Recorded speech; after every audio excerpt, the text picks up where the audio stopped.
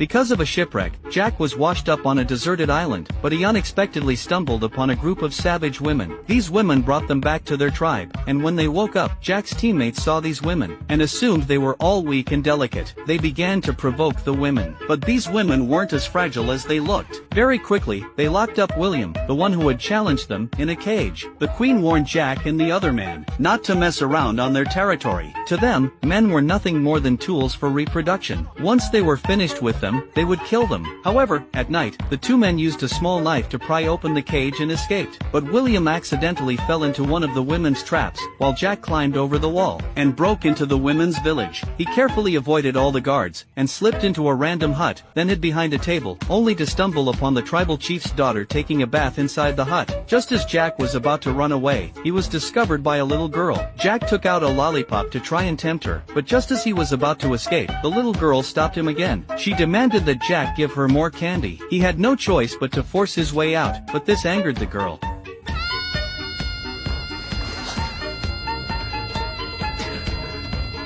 Soon, her cries brought the guards, and Jack was quickly caught once again. When the female tribal chief learned that Jack had peeped at her daughter bathing, the queen was furious. She ordered the guards to tie up Jack and his friend, and soak them in a vegetable barrel, then added all sorts of spices to the barrel, preparing to cook them as food. Just as Jack was trying to escape, he suddenly saw a woman standing in front of him. It was the queen's daughter. She felt that Jack had seen her body, and if Jack didn't agree to marry her, she would gouge out his eyes. But Jack refused her request. The woman was furious and stabbed her dagger into the water. He thought she was trying to kill him, but actually, she was cutting the ropes binding Jack, and secretly set them free. However, before long, Jack and his friend were captured by the queen once again.